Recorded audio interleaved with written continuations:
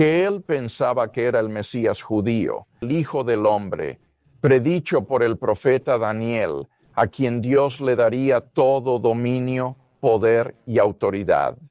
Estamos a punto de ver una conversación brillante entre William Lane Craig y Ben Shapiro, un referente del cristianismo, un referente del judaísmo, dos mentes brillantes en la misma mesa, discutiendo ambas religiones y las diferencias entre ellas. En concreto, tocan el tema de la figura de Jesús como Mesías, además de otros temas relevantes como la validez del Evangelio.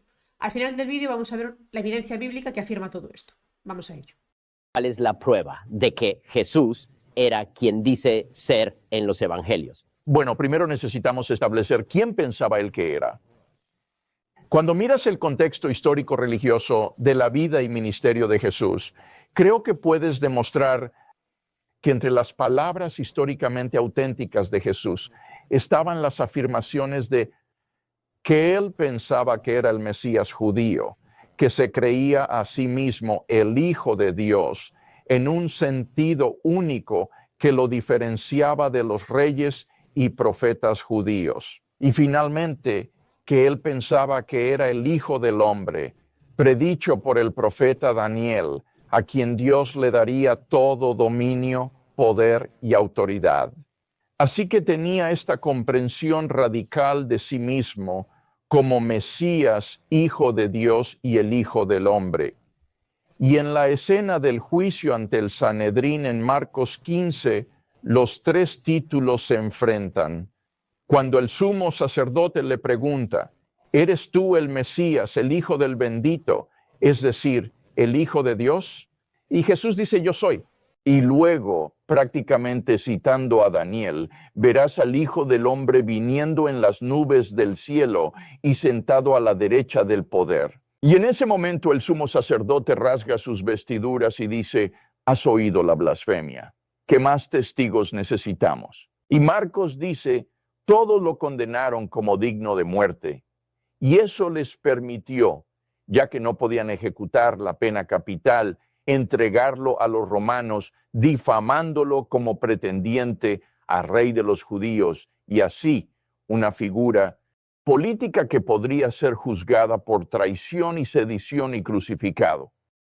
Desde la perspectiva judía, esta narrativa tiene lagunas en la filosofía judía. La narrativa comienza con la idea de que Jesús aparece ante el Sanedrín y afirma ser el Mesías. No hay nada realmente criminal en los tratados que diga que declararse Mesías es un delito punible. Muchos judíos, incluido Bar Kokhba, se han declarado figuras mesiánicas. La brecha aquí es que en los evangelios la visión de Jesús como Mesías es diferente de la visión judía previa y está fuera de cómo los judíos describen al Mesías. El Mesías en el judaísmo siempre ha sido una figura política destinada a ciertas cosas. Restaurar el reino de Israel, mantener el control de ese reino, traer más judíos a Israel. Todas estas son cosas políticas que hace el Mesías. Pero la idea del Mesías como encarnación de Dios es ajena a la filosofía religiosa judía desde el principio. Incluso la idea de que el Sanedrín lo cuestionaría en esos términos y entendería que él dice ser Dios sería un delito más punible. Eso sería una verdadera blasfemia. Creo que tienes razón al decir que la visión de Jesús sobre el Mesías era muy diferente de la visión cultural predominante entre los sumos sacerdotes y la gente común. Y no cumplió con sus expectativas. Eso fue lo que llevó a su crucifixión. Ser el Mesías, tienes razón, no es blasfemo, pero afirmar ser el Hijo de Dios de manera única, y especialmente él, Hijo del Hombre profetizado por Daniel sentado a la derecha del poder, eso es blasfemo y suficiente para su condena.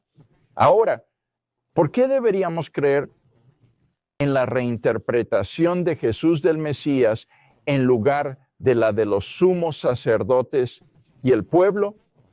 Creo que la respuesta es su resurrección. Entonces, cuando se trata de la resurrección, ¿por qué es la resurrección prueba de divinidad? Entonces, Lázaro es resucitado. Por eso quería destacar el contexto histórico religioso antes de hablar de la resurrección. Un milagro por sí solo es ambiguo. La interpretación correcta de un milagro la dará el contexto histórico religioso en el que ocurre. Y la resurrección de Jesús no es solo la resurrección de cualquier cuerpo, es la resurrección del hombre que dijo ser el Mesías, Hijo de Dios e Hijo del hombre, y que fue crucificado por esas supuestas blasfemias. Si Dios ha resucitado a este hombre desde los muertos, Él ha vindicado inequívocamente y públicamente esas supuestas afirmaciones blasfemas. Una contrademanda es que los evangelios se escribieron mucho después de Jesús. El más temprano, en el 70 de Cristo, unos 40 años tras su crucifixión. ¿Qué decir que como en la historia hay margen aquí? Este sería el argumento histórico contra la veracidad exacta de las revelaciones del evangelio. Es importante entender, Ben, que un documento histórico fiable no necesita ser inerrante ni contemporáneo. La resurrección de Jesús se basa en 3 hechos independientes respaldados por evidencia histórica y que sorprendentemente hice mi doctorado sobre esto en Alemania. Son reconocidos por la mayoría de los estudiosos del Nuevo Testamento hoy. Estos hechos serían que tras su crucifixión y entierro por José de Arimatea, la tumba de Jesús fue hallada vacía el primer día de la semana por sus seguidoras. En segundo lugar, varias personas y grupos presenciaron apariciones de Jesús vivo. Y finalmente, el número 3 sería que los discípulos originales, de repente y sinceramente, llegaron a creer que Dios había resucitado a Jesús de entre los muertos, a pesar de tener toda predisposición en contra. La gran mayoría de los estudiosos han llegado a aceptar como convincente la evidencia que apoya esos 3 hechos, sin asumir la inerrancia o inspiración bíblica, sino tratando los evangelios como documentos históricos ordinarios. Puedes mostrar, por ejemplo, que el descubrimiento de la tumba vacía está atestiguado por al menos 6 fuentes independientes en el Nuevo Testamento, algunas de las cuales son extraordinariamente tempranas. Ningún estudioso niega que individuos y grupos vieron apariciones post-mortem de Jesús. La única cuestión es si deberías o podrías descartarlas como alucinaciones. Y de nuevo, nadie niega que los discípulos originales de repente y sinceramente llegaron a creer que Dios había resucitado a Jesús de entre los muertos. Así que estos 3 hechos están bastante claros. La única pregunta es, ¿cómo los explicas mejor? A lo largo de la historia, se han intentado explicar estos hechos sin recurrir a la resurrección, como la teoría de la conspiración, la muerte aparente, la alucinación, etc. Yo diría que ninguna de estas teorías naturalistas cumple con los criterios para ser la mejor explicación histórica. Ninguna es tan buena como la que dieron los discípulos originales, que Dios resucitó a Jesús. Si eso es correcto, entonces creo que tenemos buenas razones. De hecho, casi estamos obligados a revisar nuestra comprensión de quién era el Mesías. Así que podemos tener el argumento histórico de ida y vuelta, obviamente, y creo que hay argumentos que puedes hacer. Creo que hay argumentos que puedo hacer, pero honestamente los encuentro poco interesantes, es la verdad, simplemente porque no estoy seguro de que vayamos a llegar a algún consenso sobre ellos. No. Sobre el argumento histórico, por ejemplo, creo que es fácil afirmar que hay una secta del judaísmo ahora mismo, en la que hay una pequeña subsección de personas que creen que el Rebbe de Lubavitch sigue vivo. El Rebbe de Lubavitch falleció en los años 90 y todavía hay personas que lo tratan como si no estuviera muerto. Lo llaman el Mesías, piensan que fue el Mesías político y todavía lo hacen 20 años después de su muerte. Eso no es prueba para mí de que realmente esté vivo. Algunos de ellos afirman haberlo experimentado, especialmente cuando hablas de eventos de hace 2000 años. Si la gente lo escribe, creo que hay. Dudo que la tumba de este hombre esté vacía. Quiero decir, no lo he desenterrado, así que no lo sabría. Pero las afirmaciones, si alguien afirmara dentro de 2000 años que su tumba estaba vacía o afirmara dentro de 70 años que su tumba estaba vacía, entonces sí. Esa es una diferencia importante. Ven, la brecha de tiempo importante no es la brecha entre los eventos y el presente. La buena evidencia no se convierte en mala evidencia solo por el paso del tiempo. El evento crítico, como acabas de decir, es el intervalo de tiempo entre los eventos y la grabación de esos eventos. Y en el caso de los eventos de la vida de Jesús y su resurrección, ese intervalo de tiempo es extraordinariamente estrecho. Podemos retroceder incluso antes de la escritura de los evangelios y las epístolas de Pablo, discerniendo las tradiciones en las que se basaron cuando escribieron.